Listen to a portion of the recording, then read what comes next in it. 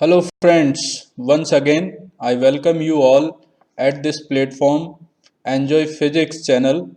And today we are going to discuss OLabs virtual experiments. Today we will discuss a virtual experiment of class ninth, and our today's topic is to study the third law of motion using two spring balance. So let's start. Okay friends, जो पहले मैंने एक video बनाया था वो introduction video बनाया था कि ओल किस तरह से वर्क करती है, कौन कौन से आपको एक्सपेरिमेंट वहाँ पर करने को मिल जाएंगे और ये सारी जानकारी आपको वहाँ पर मिलेगी। तो अगर आपने वो वीडियो नहीं देखा है तो आप डिस्क्रिप्शन बॉक्स में जाकर वो वीडियो का लिंक पहले ज़रूर देख लें, या आप पर आई बटन आप ज़रूर दबाएँ जिस पर आपको पूरा प्लेलिस्ट मिल जाएगा। तो आज का जो हमारा टॉपिक है वो है न्यूटन्स लॉ ऑफ मोशन।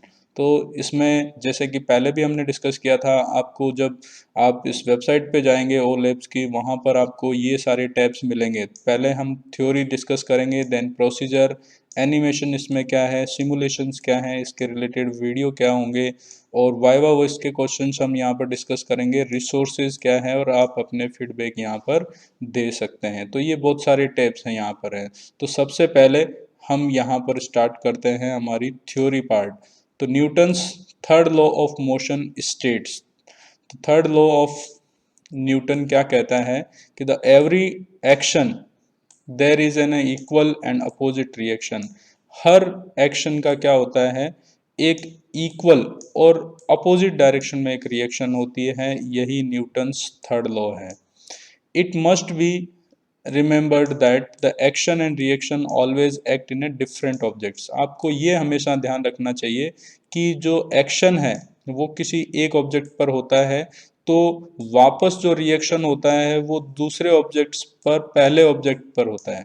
जैसे सपोज एक छोटे से एग्जांपल से हम समझते हैं कि अगर आप एक दीवार है और उस दीवार पर जोर से आप कुछ हिट करते हैं, तो क्या हुआ कि आपने जो फोर्स लगाया वो दीवार पे लगाया, ठीक है, that is called the action.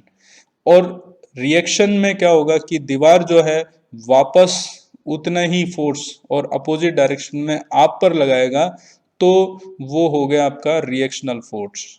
तो दोनों फोर्स अलग अलग ऑब्जेक्ट पे लगे लेकिन है इक्वल और opposite.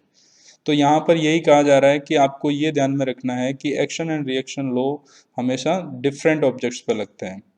The third law of motion indicates that when an object is exerted a force on another object, यानी थर्ड लॉ ये कहता है कि अगर किसी एक ऑब्जेक्ट पर फोर्स लगाते हैं तो the second object instantly exerted a force back to the first object। यानी जैसे अभी हमने पहले डिस्कस किया था दीवार का एग्जांपल, तो उसमें जो सेकंड ऑब्जेक्ट है वापस फर्स्ट ऑब्जेक्ट पर वापस एक रिएक्शनल फोर्स लगाएगा। These two forces are always equal in magnitude. ये दोनों जो फोर्सेज होते हैं उनकी जो अमाउंट है वो बराबर होती है, एंड अपोजिट डायरेक्शन, एक दूसरे के अपोजिट डायरेक्शन में होते हैं। These forces act on different objects so they do not cancel each other। कई बार लोग ये ऐसे कहते हैं कि भाई दोनों फोर्स जब इक्वल और अपोजिट हैं तो आपस में अगर नेट फोर्स देखा जाए तो जीरो है। तो ये एक भ्रम है ना, क्योंकि ये ऐसा होता नहीं है, क्योंकि दोनों फोर्स नेट फोर्स लगता है, दोनों फोर्स एक डिफरेंट ऑब्जेक्ट पे लग रहा है। एक ही ऑब्जेक्ट पर अगर कोई भी फोर्स इक्वल और अपोजिट लगता है तो नेट फोर्स जीरो हो जाता है और फिर वो मूव नहीं करता है, ठीक है।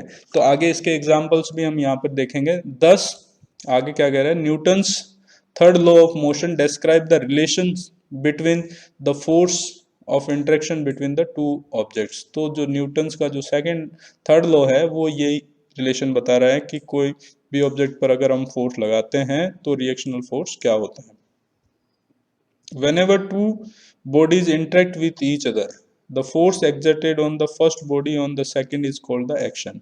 तो अब ये एक्शन और रिएक्शन है क्या? एक्शन एक्चुअली एक फोर्स ही है, उसी को हमने कहा है कि एक्शन। तो जब भी कोई भी दो बॉडी एक दूसरे से इंटरेक्ट करती है एक दूसरे से, तो एक फोर्स, पहली बॉडी जो है दूसरे पर एक फोर्स लगाती है। तो the force exerted on the second body on the first, that is called the reaction.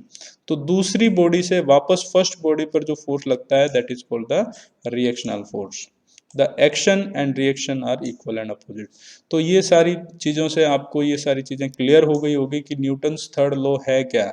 Newton's third law ये कहता है कि every action has equal and opposite reaction. अब थ्योरी में अब आगे हम डिस्कस करेंगे इसके एग्जांपल्स की एग्जांपल क्या क्या हो सकते हैं। तो पहला एक एग्जांपल हमने लिया है कि for example when we placed a wooden block on the ground. एक ग्राउंड हमने यहाँ पर लिया है, रिजिड ग्राउंड है और उस पर एक वुडन ब्लॉक रखा गया है। This block exerted a force equal to its weight mg। तो एक वेट के कारण नीचे की तरफ इस पर एक फोर्स लग रहा है, ग्रेविटेशनल फोर्स, वो है इसका mg, that is called the action force. तो ये इसका एक्शन फोर्स हो गया। लेकिन ग्राउंड क्या करेगा, वो चुप थोड़ी बैठेगा, वो भी उस पर कुछ ना कुछ तो फोर्स लगाएगा, तभी तो ये रहेगा। नहीं तो हवा में जैसे एक ब्लॉक को अगर हम रखते हैं या रखने की कोशिश करते हैं तो क्या रहेगा, वो नहीं रहेगा, क्योंकि वहाँ mg4 लग रहा है, ये नीचे चला जाएगा क्योंकि उसको कोई रिएक्शन नहीं मिल रहा है।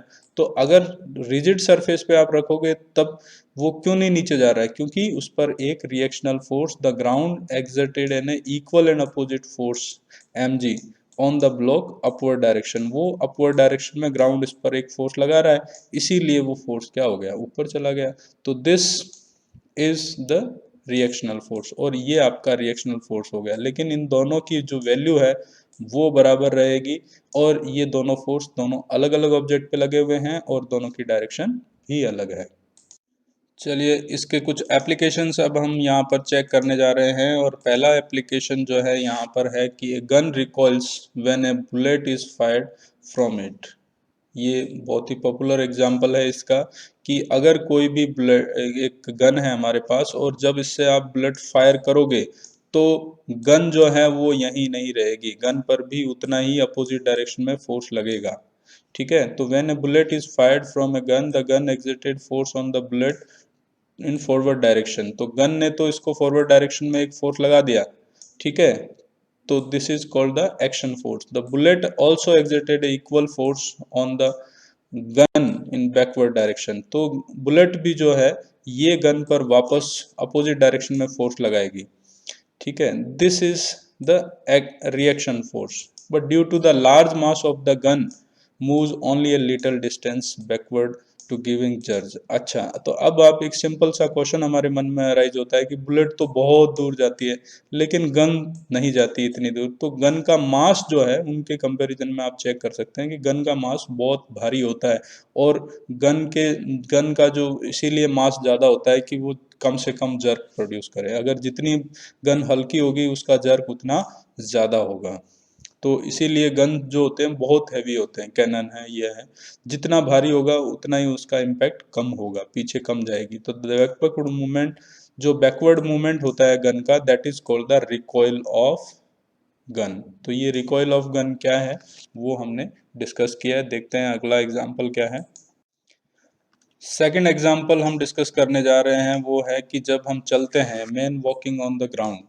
तो जब हम चलते हैं इस डायरेक्शन में, आप देखिए कि ये हम अपवर्ड अपने फोर्स, पैर से जमीन को हम आगे की तरफ धकेलते हैं, तो जमीन जो है हमें पीछे की तरफ धकेलती है। ये आप चलते हुए ज़्यादा महसूस नहीं करेंगे, लेकिन अगर आप दौड़ते हैं तो आपको लगता है कि आप अपने पैरों से जमीन को पीछे की तरफ धकेल रहे हैं।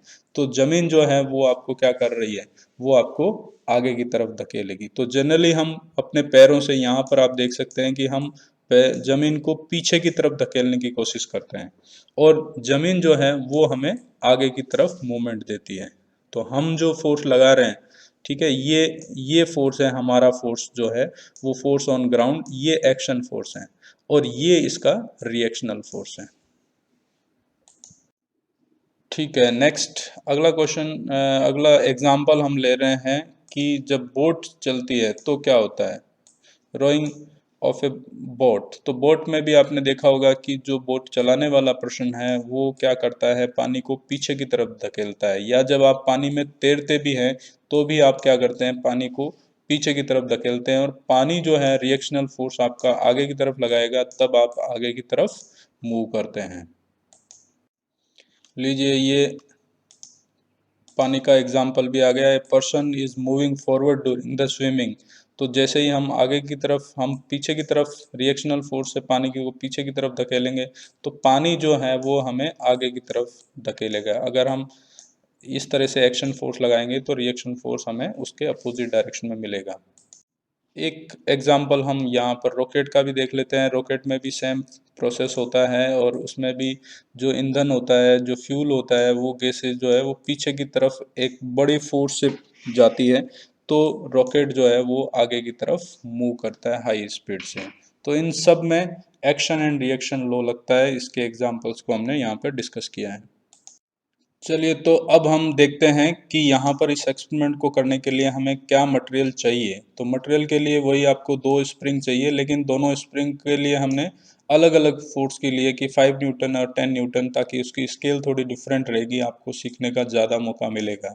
अगर सेम लेंगे तो सेम दिखेगा, वैसे कोई दिक्कत नहीं है इसमें। आप 5 न्यूटन की भी ले सकते हैं, लेकिन एक्सपेरिमेंट है इसलिए इसको 5 न्यूटन और 10 न्यूटन लिया गया है। फिर आपको एक टेबल चाहिए जिस पर आप स्प्रिंग को अरेंज करेंगे, और एक आयरन स्टैंड हमने लिया है जिस पर हम इसको स्प्रिंग को एक को हम फिक्स करेंगे। लिस्ट काउंट, क्योंकि अब जो स्प्रिंग आप लेंगे, ये 2 स्प्रिंग आपने लिए, एक 5 न्यूटन की है और एक 10 न्यूटन की है, तो इसमें कुछ नहीं है। लिस्ट काउंट में आपको डिफरेंस मिलेगा और आपको ज़्यादा कुछ नहीं मिलेगा। ये आपको यहाँ देख सकते हैं कि यहाँ पर जो 1 न्यूटन है वो 10 इक्वल पार्ट्स में डिवाइड किया गया है, ठीक है। जबकि यहाँ पर आप देखेंगे कि 1 न्यूटन फोर्स जो है 5 पार्ट्स में डिवाइड किया गया है। तो पहली जो स्प्रिंग है हमारी, जो 10 division is equal to 1 newton हमने लिया है, तो 1 डिवीजन की वैल्यू अगर 1/10, 0.1 न्यूटन हो गया। ये इसका लिस्ट काउंट है। लिस्ट काउंट का मतलब minimum value find out by a device और इक्विपमेंट। स्प्रिंग 2 के लिए 5 division is equal to 1 newton है, तो यहाँ पर 1 डिवीजन इज इक्वल टू, ये थोड़ा सा गलत हो गया, यहाँ पर 2 होगा, ठीक है, क्योंकि 1 बाई, आप क्या लिखेंगे, 1/5 लिखेंगे, तो 0.2 न्यूटन यहाँ पर होगा। यानी यहाँ का जो एक डिवीजन है वो, उसकी वैल्यू यहाँ पर कितनी होगी, वहाँ 0.2 न्यूटन होगी। तो ये एक्सपेरिमेंट है, और इसके लिए जो टेबल बनेगी, कि अभी हम एक्सपेरिमेंट करके देखेंगे, सिमुलेशंस में जाएंगे और वहाँ पर हम खुद करके देखेंगे इसको। तो इसमें वैल्यूज़ ये, क्योंकि दोनों में एक्शन एंड रिएक्शन लो बराबर आएगा, यहाँ पे भी ये पॉइंट यहाँ पर आएगा, यहाँ नहीं होगा। तो ये वैल्यूज़ बराबर होगी, आपको कुछ ज़्यादा सोचने की ज़रूरत नहीं है। दोनों की रीडिंग सेम आएगी, बस रीडिंग लेने का थोड़ा सा तरीका अलग अलग हो सकता है, क्योंकि यहाँ पर जो स्केल जो है वो 10 डिवीज़न है यहाँ पर, और यहाँ 1 डिवीज़न है, लेकिन वैल्यूज़ जो अगर कैलकुलेट करेंगे तो इनमें सेम आएगी। तो चलिए देखते हैं एक्सपेरिमेंट एक बार करके।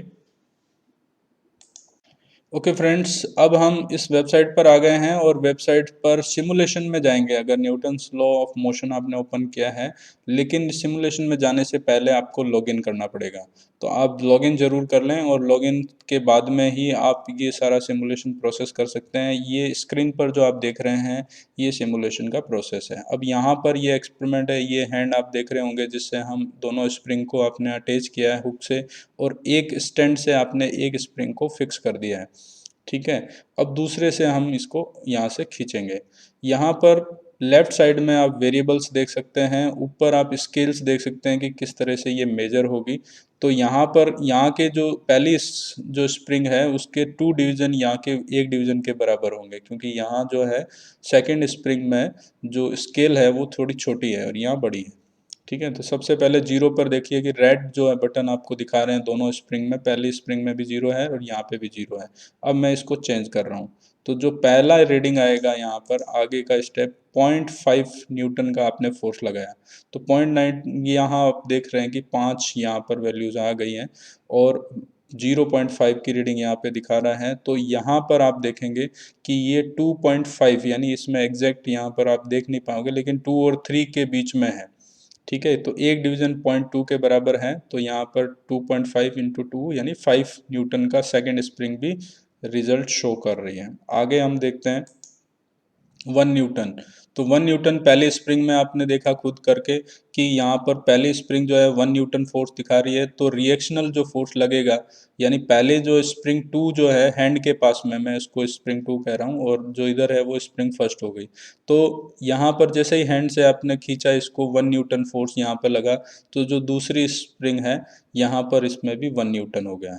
ठीक है, इसी तरह से हाथ से आपने 1.5 का दिया है तो 1.5, फिर 2 न्यूटन तो 2 Newton, 3 Newton 3 Newton, 4 Newton 4 Newton and 5 Newton 5 Newton. ये सारा एक्सपेरिमेंट आप इस ओ लैब की जो वेबसाइट है उस पर जाकर आप कर सकते हैं। इसको नीचे रीसेट बटन दिया गया है, तो आप बार बार इस एक्सपेरिमेंट को करके देख सकते हैं। अपने अनुसार इसकी रीडिंग आप टेबल बना सकते हैं। हमने टेबल पहले से बना रखी है, तो आप ये साइड में जो टेबल बनी हुई है वो आप चेक कर सकते हैं कि जो जो वैल्यूज हमने ली है वो बराबर होनी चाहिए। तो इस तरह से ये न्यूटन्स थर्ड लॉ का जो एक्सपेरिमेंट है वो आप इजीली घर बैठे इस वेबसाइट पर जाकर आप इसको कर सकते हैं।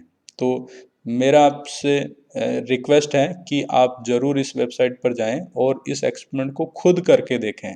ये ओनली एक गाइड, आपको गाइड करने के लिए वीडियो बनाया गया है, जिससे कि आपको ये कहाँ कहाँ पर कौन कौन से टैब मिलेंगे और आपको एक थोड़ी सी हेल्प मिलेगी इन एक्सपेरिमेंट्स को करने के लिए।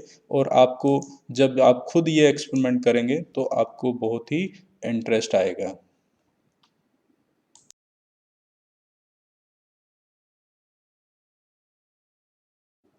ओके फ्रेंड्स, अब हम वाइवा के क्वेश्चन डिस्कस कर लेते हैं। एक्सपेरिमेंट हमने कर लिया है, इसके सिमुलेशंस देख लिए हैं, आप वीडियो इनके और भी यहाँ पर बने हुए होंगे वो देख सकते हैं। अब हम यहाँ पर वाइवा के क्वेश्चन देख रहे हैं। पहला क्वेश्चन है, if the action is of 5 newton then the reaction will be. तो रिएक्शन जो 5 न्यूटन का ही होना चाहिए, तो दोनों पीछे के जो दो ऑप्शन है वो हमारे यहाँ पर एलिमिनेट हो जाते हैं और अपोजिट डायरेक्शन में होता है, तो हमारा आंसर होगा 5 न्यूटन इन अपोजिट डायरेक्शन।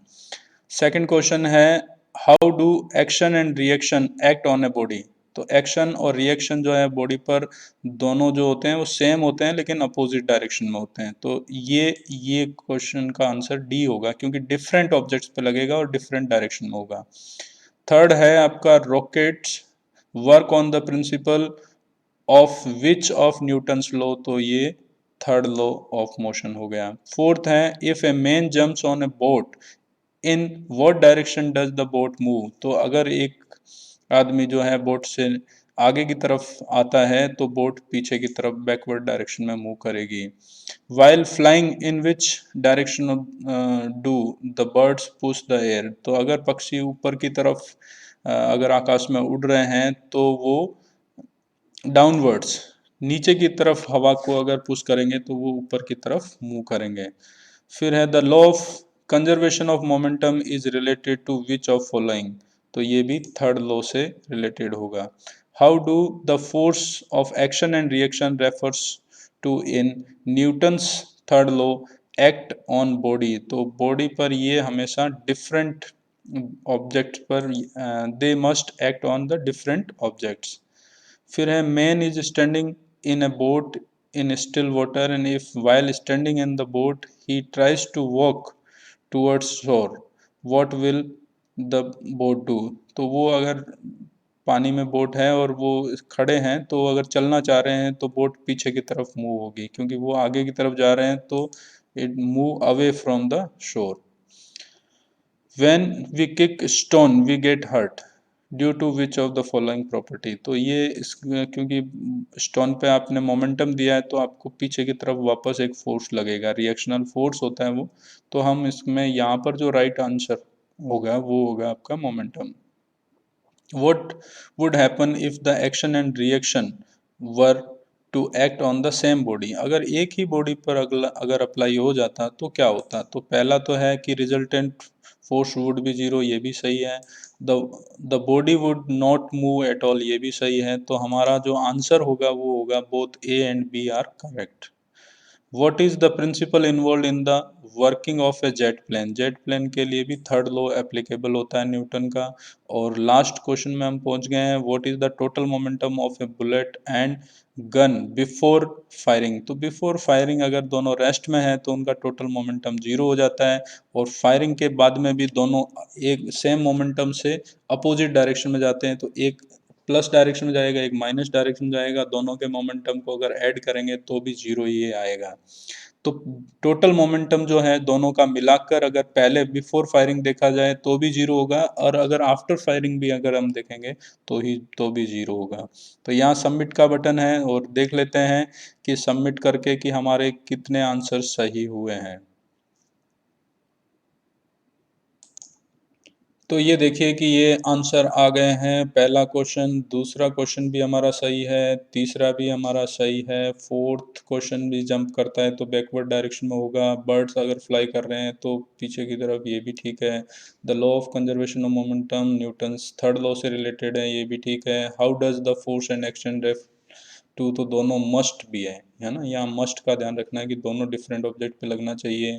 फिर a man standing on the boat still water, तो अगर वो वॉक कर रहा है तो जो बोट है वो पीछे की तरफ मूव करेगी, ये भी ठीक है। When we kick a stone we get hurt, तो मोमेंटम के कारण। फिर है what would happens if the action and reaction were act on a same body, तो ये दोनों जो ऑप्शंस थे हमारे वो सही थे। Principle involve in the working jet plane में भी न्यूटन्स थर्ड लॉ लगता है। और टोटल मोमेंटम बिफोर फायरिंग जो है वो जीरो होगा। तो इस तरह से हमने यहाँ पर सारे क्वेश्चंस को डिस्कस किया है। बड़ा मज़ा आया इन सारे क्वेश्चंस को करके। आप बार बार इसकी प्रैक्टिस कर सकते हैं ताकि आपको ये सारे क्वेश्चन अच्छे से समझ में आ जाएं। तो सबसे पहले थ्योरी आपको करनी है, प्रोसीजर इसका फॉलो करना है, और फिर आप सिमुलेशंस में जाकर ये एक्सपेरिमेंट करिए, फिर वाइवा के प्रैक्टिस करिए। और इतना सब कुछ करने के बाद में आप अपनी प्रैक्टिकल नोटबुक में इसको ज़रूर लिखें। और इसके लिखने के लिए तरीका यही है, पहले एम लिखें, प्रिंसिपल लिखिए, मटेरियल रिक्वायर्ड, फिर आपका ऑब्जर्वेशन, ऑब्जर्वेशन टेबल, फिर आपकी अगर कैलकुलेशन है तो कैलकुलेशन करेंगे, नहीं तो रिजल्ट और प्रिकॉशंस लिखेंगे। तो इस तरह से ये एक पूरा आपका एक्सपेरिमेंट जो है वो पूरा हो जाता है। ओके फ्रेंड्स, तो इस तरह से हमने देखा कि न्यूटन्स थर्ड लॉ एक्सपेरिमेंट हमारा पूरा हो गया, और ओ लैब जो एक्सपेरिमेंट है वो बहुत ही अच्छी तरीके से डिज़ाइन किया गया है। तो इस लैब की जो वेबसाइट है उस पर आप ज़रूर जाएं और इन सभी एक्सपेरिमेंट्स को आप करें। और सभी को धन्यवाद एक बार, थैंक यू, और मिलते हैं हम अगले एक्सपेरिमेंट में।